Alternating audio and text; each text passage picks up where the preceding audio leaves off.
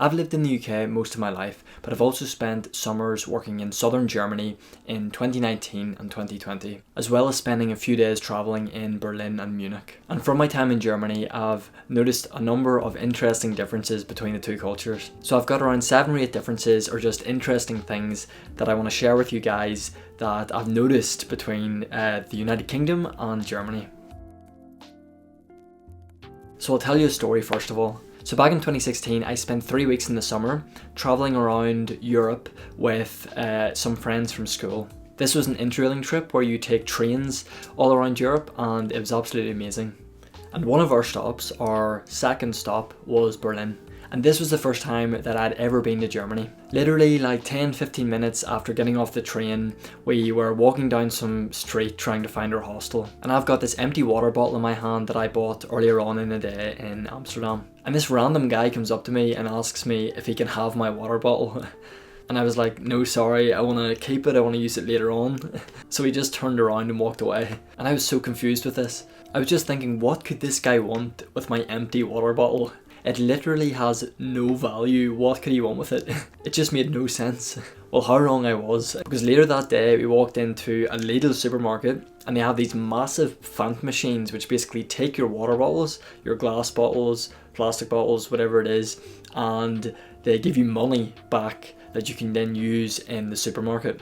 And in Germany this is known as the Pfand system. And this is where when you buy a plastic or glass bottle, they'll add this additional Pfand surcharge on top of it. But you get this money back when you bring the bottles back to the supermarket and put them in the Pfand machine. And then it gives you like a little token or receipt or something that you can then use in the store. And this system has its positives and negatives. On the one hand, it does give people a clear incentive to recycle their empty bottles, because the Pfand on plastic I think is like 25 cents, and then on glass it's maybe like 8 cents or so. I could be wrong, but it's roughly around that. So if you have a lot of bottles, even if you find them outside or whatever it is, then you can actually make quite a lot of money. It adds up pretty quickly. And also what a lot of people do is they'll leave little piles of glass or plastic bottles in public spaces or the park, for example, if they've been in a picnic or something, or been socializing with friends, and they'll just leave them in these little piles for homeless people to come and pick up. And in large cities like Munich and Berlin, this is how homeless people make most of their money. They'll go around to the parks and everything and they'll collect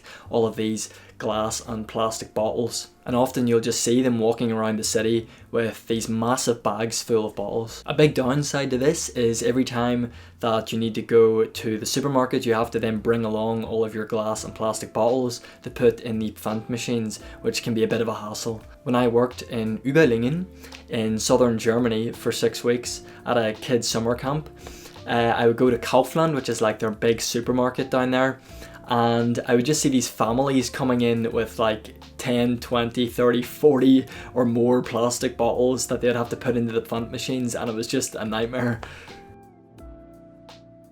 Their public transport networks in Germany are really, really good, and their train system is amazing. It's incredibly well connected, and it's definitely far better than in the United Kingdom, although it is quite expensive. However, they also have Flixbus in Germany and most of the rest of Western and Central Europe, and this is a very low cost bus service that gets you around Europe for really, really low prices, and the service is actually of a decent quality. If you're willing to spend a few more hours on a bus than on a train, then you can get really cheap tickets to almost anywhere in Europe. Germans love sparkling water, or Sprudelwasser like they call it in German. They're totally obsessed with it, and they love drinking sparkling water all by itself. And I know a lot of British people, not just myself, will find this disgusting. Like if we're going to drink sparkling water, we normally mix it with something. So when I was in Germany for the first time, when we were in Berlin during that interrailing trip, we had to get some more water from the supermarket, and we walked down to the drink section, the water section, and there were just so many different types of water. It was so confusing. And at this stage I didn't understand any German, so I had absolutely no idea what any of it meant. There were so many different types of water with all these different colours, like red, green, blue. I just bought one and hoped for the best. Well, I bought it and I opened it up outside the supermarket, and it turned out to be like 2 litres of sparkling water. And as I said before, I'm not a big fan of the stuff, so I just got rid of it and went in to get some more. So I went back in, and like the first time I bought maybe the red one, so I tried the green one next. I'm not getting these colour codes right, but it was something like that. So I bought it, I opened it up outside the supermarket again, and again it was sparkling water, but it was just a different strength of sparkling water. So again I went in a third time, and this time I was just like, okay, I'm gonna ask an employee and hopefully he can help me out. So fortunately I found someone that spoke English, and he said to look for the one that said ohne Kohlensäure, which basically means without carbonic acid, which is the stuff that they put inside fizzy drinks to make them bubbly. So from then on I knew which one to buy. But literally in every hostel and hotel that you go to in Germany, you'll find these machines with still water and then like 2 types of sparkling water with different strengths. It's just insane. But I also find it quite funny. Unlike in most of the UK, or at least in Northern Ireland where I live, Germany has very seasonal weather. In the UK and in Northern Ireland where I'm from, it's basically just mild all year round. It gets a little bit warmer in the summer and a little bit colder in the winter, but more or less it's pretty mild. In Germany, especially in southern Germany, they have these lovely warm summers which are perfect for spending time outside. And then they have these cold snowy winters where you can go to the Alps or some other mountain range down south. And with such close proximity to the Alps in comparison to us here in the United Kingdom, they have basically skiing, snowboarding and all of these other outdoor mountainous activities right in their doorstep. Most universities in Germany will only cost a few €100 per semester, if even, and for the most part university education doesn't cost you a penny. In comparison to the 9,500 or so we have to pay per year for university education here in the United Kingdom. Many Germans will also work part-time during their studies to help pay for rent. And they'll often take time out of their university studies or extend their studies in order to work and travel. And this means that they don't take anywhere near as much debt on as we do in the United Kingdom after they've finished university. And not only is the tuition free for German students, but it's also free for international students and many European students who want to go to these universities, provided that you meet the entry requirements.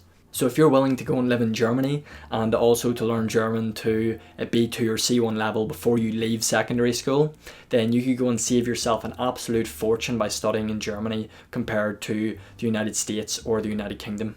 For extremely high quality education, especially in the technical professions like engineering. Many of the technical jobs in Germany are very well paid.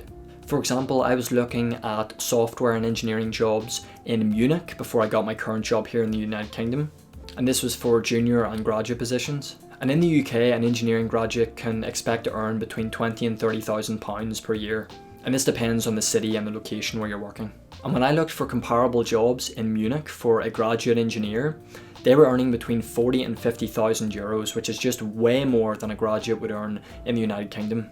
They are earning so much higher than someone who is working in the United Kingdom as a graduate engineer at a similar experience level. And for reference, like £25,000 is roughly 29,200 euros. Germany does have higher taxes than in the United Kingdom, but a graduate engineer who is working in Munich will have more money at the end of the day in their pocket post-tax than a graduate working in London, for example.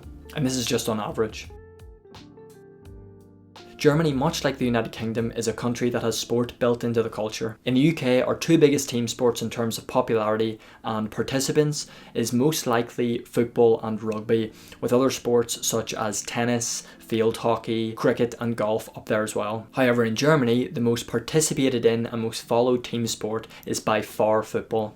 But the Germans also commonly play other team sports such as handball, which isn't very popular here in the United Kingdom. I think most British people are aware of what handball is, but I am almost certain that the majority of Brits will never have actually played handball, and it's just not a very common sport here. America has also heavily influenced the sporting culture in Germany, especially in the western part of the country, with many Germans following and playing basketball and American football as their primary sports. And I think year on year, basketball and American football are actually becoming more popular here in the United Kingdom, as we become ever more influenced by American culture. But even still, they are nowhere near as popular here as football and rugby. I think football and rugby are just far too ingrained into the culture here in the United Kingdom for any other sport to become more popular than them. Much like other major cities around Europe and in the United Kingdom, German cities are also very diverse. Many of these German cities are also home to very large populations of immigrants, which have heavily influenced many aspects of German culture, such as the Slavic, Arabic and Turkish influences in the German music scene, and also in terms of food, such as the beloved doner kebab. And much like in the UK, German cities are also home to very large populations of international students, with people from all over the world making the most of the extremely high quality and low cost education. Something you don't see very often in the United Kingdom is people drinking alcohol openly in the public, outside of a common place like the pub or a bar. And in Germany they have a totally different view on alcohol consumption. It's completely normal for people to take alcohol out to a park or a public place and drink it while socialising with friends or family. And this is something you just don't see very often in the United Kingdom. Normally people wouldn't consume alcohol out in public places outside of a normal bar or pub setting. Alcohol is also considerably cheaper to purchase in Germany than it is in the United Kingdom. And for beer fans, you will be absolutely spoiled for choice in Germany, as it offers some of the best beer in the world, with beer festivals such as Oktoberfest in September-October time in Munich, showcasing how much they love this product. So that's it. I hope you enjoyed the video, and I hope you were able to learn something new about the differences between life and culture in the United Kingdom and in Germany. If you liked the video, it would be great if you could give it a like and also subscribe to my channel for future videos. Thanks again for watching, and I'll see you all next time. Tschüss.